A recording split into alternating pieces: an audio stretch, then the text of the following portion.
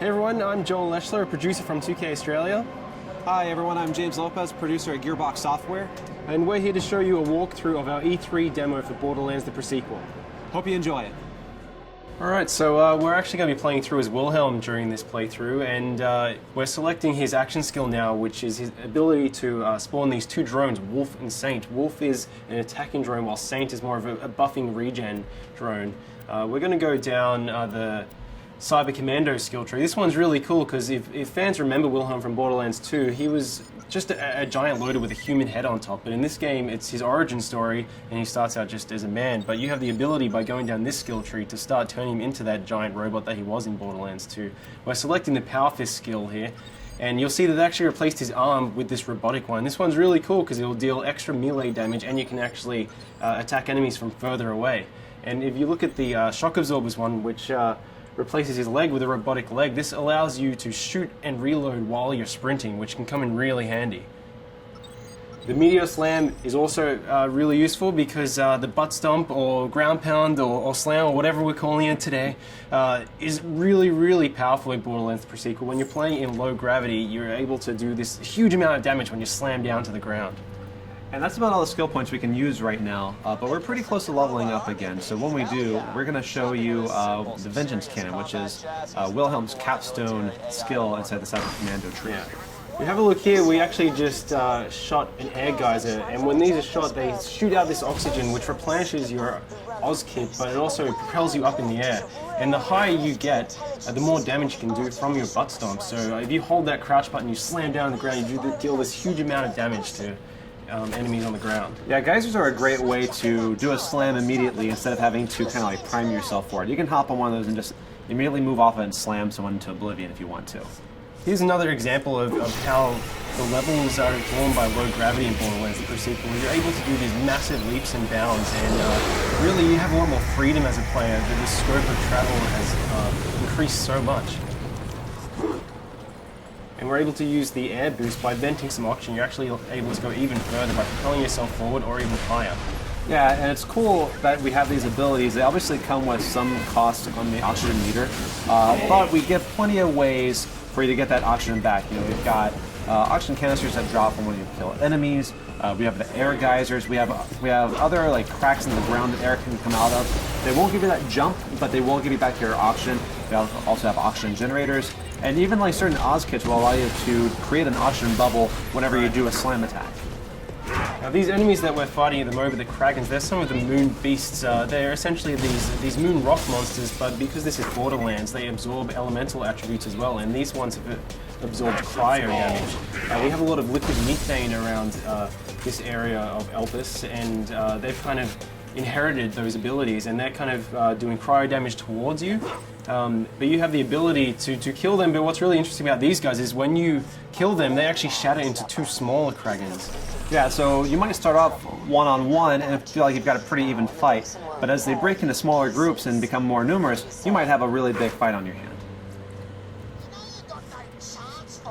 Alright, why don't we try and show off Wolf and Saint here, Wilhelm?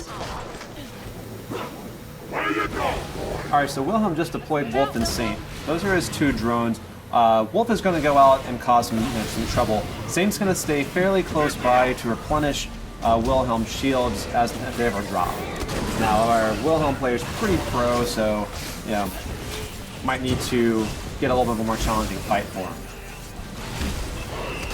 You can see these beautiful ice particles. With the new cryo element that we brought into the game, you can freeze and shatter any enemy, and depending on which angle you attack these guys from, they're actually going to float off into the low gravity in that direction. If you slam down an enemy while they're frozen, you're actually going to split them in half and watch their ice chunks float off. Yeah, that's really cool because the way that they shatter is always kind of customized to like whichever way you hit them. So it never really gets old. It's always different each time. It's really fun. Now, our current objective in this particular level is to redirect some liquid methane. We need to get to the Drakensberg, which is this derelict Dahl ship where we've been informed there's a military AI that we can use. Jack wants to build up this robot army. He needs this military AI to use it. So we're currently trying to redirect this methane to cool off a lava river. Now, we were just fighting the Kraken, but over here you can actually see that some of the scavs are actually riding them, which you know, you gotta watch out for because you have two enemies attacking you, and whenever you kill one of these Kraken riders, you might get a couple of little Kraken riders coming out of them. You see, Wilhelm was also using these jump pads. So along with the oxygen geysers, we have these dial jump pads which are placed throughout the levels, and some of these shoot you straight up into the air, and other ones kind of propel you really far forward. Again, if you manage to chain some of these together, you can get really, really high and do a slam, which does a massive amount of damage.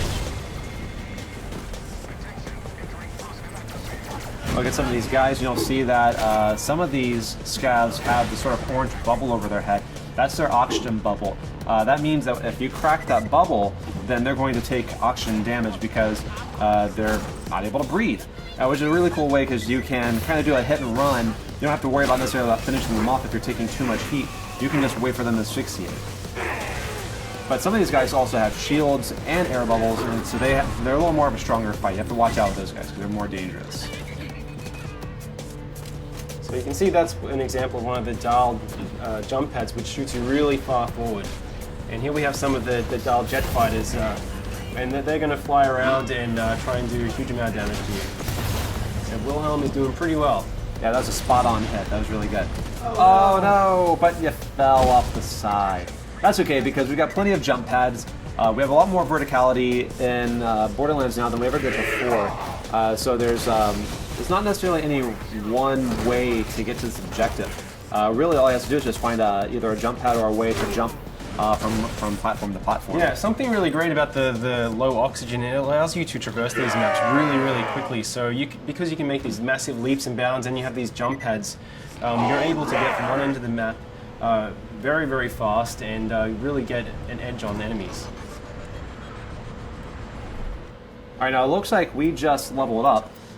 So we're going to go and put that skill point in Vengeance Cannon. That's really interesting because if you take a certain amount of damage, Wilhelm responds with the Vengeance Cannon and can do a great amount of damage within a pretty generous period of time. You have about 30 seconds of action on this. It can come in really, really powerful when you're under the pump. Yeah.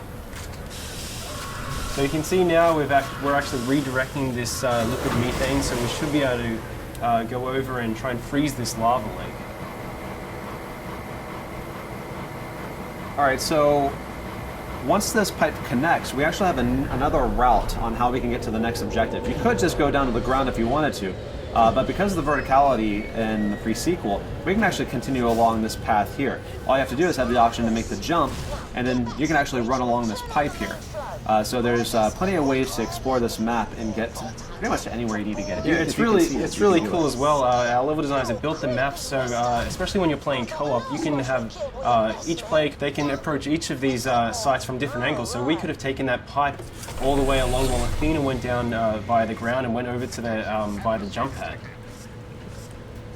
Yeah, people that are especially fond of sniping should keep an eye out for these kind of opportunities because you get a superior angle from which you can snipe off those oxygen bubbles or just do just a bunch of damage in general. Yeah, absolutely.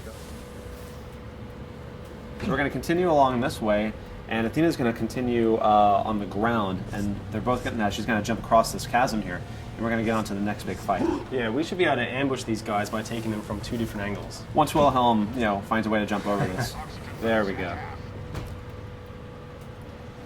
All right, so in this area here, we've got some jetpack scavs. We also have some guys that are on foot. You actually see a scav that Athena just killed just flying off in the distance.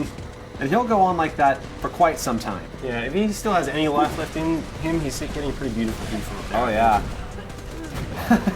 Awesome. Oh, no. Athena's down. Hey, Wilhelm, why don't you go ahead and revive her using the oxygen? Yeah. So you kind of have these cool tactical decisions. You can revive your downed players faster with oxygen than if you just do it the normal way. But that obviously comes at a cost. But sometimes it's really good to get them in the fight faster. Beautiful. You can see we have these jetpack scavs, so all of the enemies on Elpis can take advantage of the low gravity just as much as you can. So if you're getting protection behind cover, they can actually jump over and stomp on you and invalidate your cover just like you can them. We really wanted this gravity system to go throughout every single feature in the game. did a pretty awesome butt stomp there. Yeah, that was solid. Here's some of our new vending machines that we're just kind of teasing as we run by them, but you can see more about them later on. All right, we're coming into the processing plant now. This is actually where you just directed the liquid methane to, and it's really important that you do this because we're going to use it to freeze a lava river so we can form a natural bridge that we can cross over to the Drakensberg, which is the next map. Now this has a lot of enemies in it. Definitely a good time to bring out Wolfensteins. Yeah, try and use those jump pads to get a height advantage of the players as well. If you stomp down. He just shocked that scav when he did that ground pound because of his because of the Oz kit that he has. It's really cool because each Oz kit can have a variety of features on it. Some of them will do your basic oxygen extension, but some also add elemental attacks. Some will create oxygen bubbles whenever you do a slam. There's a lot of layers to this because it's really important to us that our gear be relevant and offer some really cool stuff. Obviously, these sort of varieties are really important to us. Whenever we added the ice elemental, this also is represented across all gear items. So you've got it in shields, you've got it in grenade launch, you've got it in guns, and we also have lasers. Lasers support all the elementals, so we've added even more bazillions of gear. Yeah, you can see Borderlands. right here we have an ice laser. So we're able to shoot this beam, this kind of freeze ray, and then we can do a butt stomp and hopefully shatter this guy. Getting close. Nearly. Uh-oh. Remember, the higher you get, the more damage you're going to do. So very close. Can you just take our kill? Yeah, that's okay though. It's always next time. So it looks like we cleared out the enemies here. Let's try and get that methane onto the lava river. Sir, I've got my best people working It is on a Borderlands plan to though, take so this you always have to loot. That's right. Let's take all of them over. Who the hell is Ninja. that? That is the 10-year-old boy we hired to help us. You're fired, John. You can see the Drakensberg out there in the distance, so that's our objective. We want to get to this crashed Dahl ship to get this military AI. Once we get that military AI, Jack can put into the loaders, which up until this point have been useless. They're just construction bots, basically. But once we put the AI in them, we'll be able to weaponize the loaders and reclaim Helios, which is the moonshot facility. I need you to dump the methane from the reservoirs into the lava. We'll create our own path by cooling it off. This is gonna be ace. The lake should be safe now. Let's get to the Drakensberg so you success. can find that Let's make our AI. way over to the Drakensberg. Lads, looks like we're going to have guests over. The kind the bosun wants dead as quickly as possible. Of course, what would Borderlands be without a bunch of big baddies to have to fight? Yep, they just get bigger and bigger. I really like that he's an ice dragon, but he also has lava inside of him. Yeah, I see that all the time. Yeah, it makes sense. All right, guys, and that's our E3 demo. We hope you enjoyed seeing it. Please stay tuned for more pre-sequel news.